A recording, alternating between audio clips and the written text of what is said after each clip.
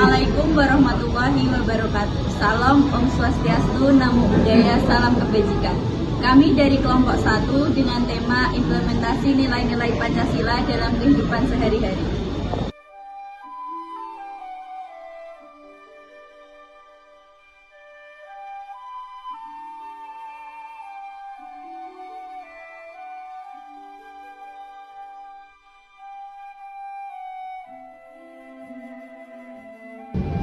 Pancasila sebagai dasar negara bukan hanya hafal 5 sila saja, tetapi bagaimana kita terapkan di kehidupan sehari-hari, baik di sekolah, rumah, maupun masyarakat.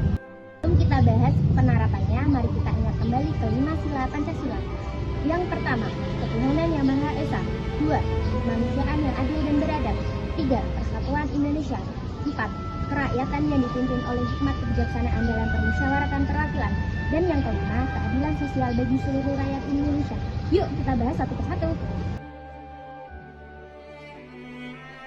Sila yang pertama, ketuhanan yang Maha Esa.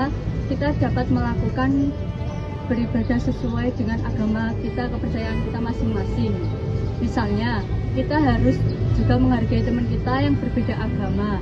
Contohnya, tidak ribut sama teman yang sedang melakukan beribadah. Toleransi merupakan sikap yang harus diamankan dalam diri sebagai landasan harmoni antar umat beragama.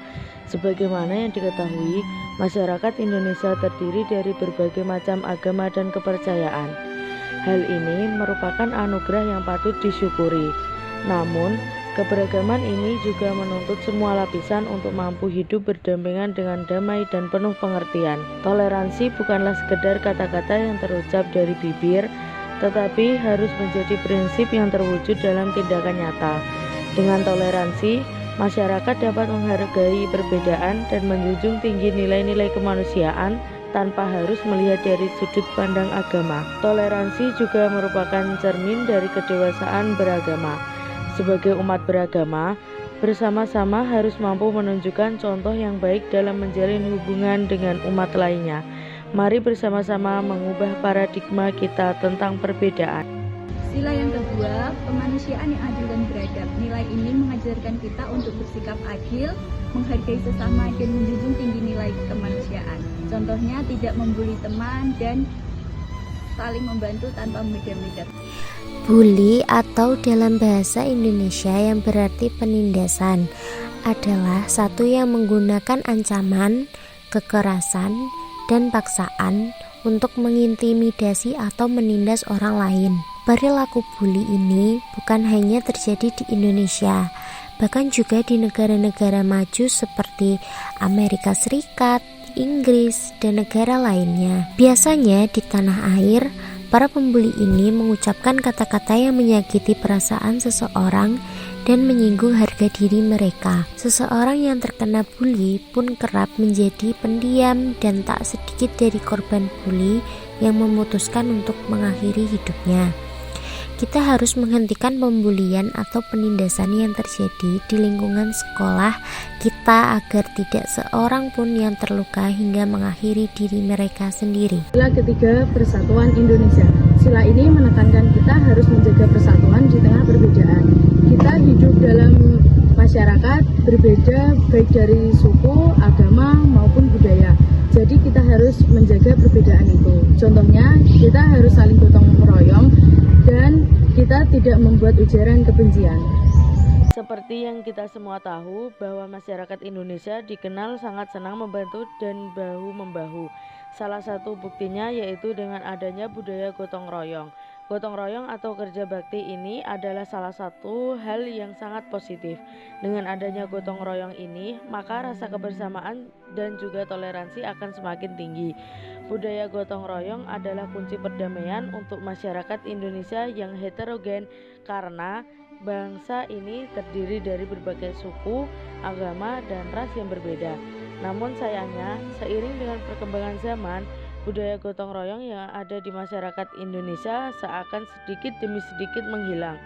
Saat ini, kebanyakan orang disibukkan dengan urusan pribadinya masing-masing, sehingga tidak punya banyak waktu untuk bersosialisasi dan untuk memperhatikan kepentingan sosial masyarakat. Untuk itu, marilah kita mengawali segala sesuatunya dari diri kita sendiri. Cobalah untuk menyempatkan sedikit waktu kita untuk bersosialisasi dengan warga dan lingkungan di sekitar kita. 4. Kerakyatan yang dipimpin oleh hikmat kebijaksanaan dalam permusyawaratan perwakilan. Dalam kehidupan sehari-hari ini bisa kita terapkan dengan cara bermusyawarah saat melakukan keputusan bersama. Misalnya saat membuat keputusan kelompok, kita bisa mendengarkan pendapat kelompok dan kita menerima hasil keputusan bersama dengan bijak. Kehangatan sejati terpancar bukan dari favoritisme, melainkan dari kesetaraan. Setiap individu membawa warna uniknya sendiri, dan keindahan persahabatan terletak pada keberagaman itu. Memilih kasih hanya akan menciptakan jurang pemisah, menumbuhkan rasa iri dan keterasingan. Bayangkan sebuah taman dengan berbagai jenis bunga. Bukanlah taman itu jauh lebih indah karena warna dan bentuknya yang berbeda-beda. Begitu pula dengan persahabatan. Setiap teman adalah bunga yang istimewa dan tugas kita adalah menyiramnya dengan perhatian dan kasih sayang yang sama. Tidak ada alasan untuk mengistimewakan satu teman di atas yang lain. Setiap orang berhak merasa dihargai, didengarkan, dan diterima apa adanya. Karena kita bersikap adil dan inklusif, kita menciptakan lingkungan yang aman dan nyaman bagi semua orang untuk tumbuh dan berkembang bersama. Satu tindakan kecil pilih kasih bisa menimbulkan luka yang mendalam.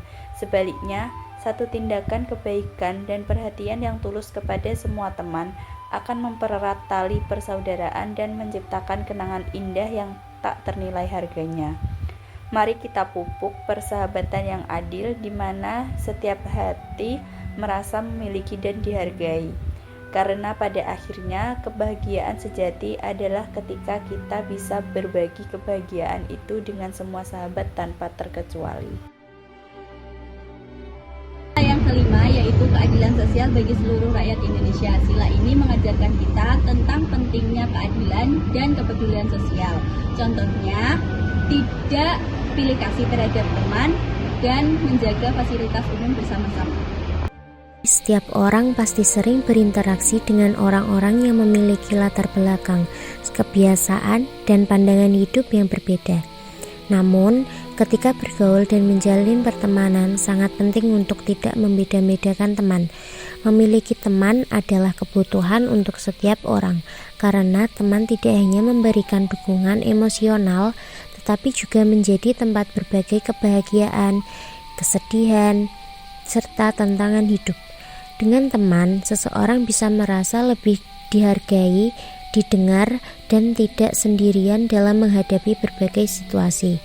Setiap individu memiliki perbedaan, baik dari segi fisik, karakter, maupun kebiasaan. Meskipun demikian, semua orang memiliki nilai yang sama dan berhak untuk diperlakukan dengan adil. Membeda-bedakan teman berdasarkan hal tersebut seperti status sosial, penampilan, atau latar belakang hanya akan merusak hubungan pertemanan. Mereka juga membantu untuk tumbuh menjadi pribadi yang lebih baik melalui masukan, pengalaman bersama, dan kepercayaan yang terbangun dari hubungan yang saling mendukung. Itulah sebab mengapa kita tidak boleh membeda-bedakan teman. Jadi itulah nilai-nilai implementasi nilai Pancasila dalam kehidupan sehari-hari. Mari kita wujudkan masyarakat kita yang adil, makmur, dan sejahtera. Jangan lupa like dan tonton subscribe video ini ya. Sampai jumpa.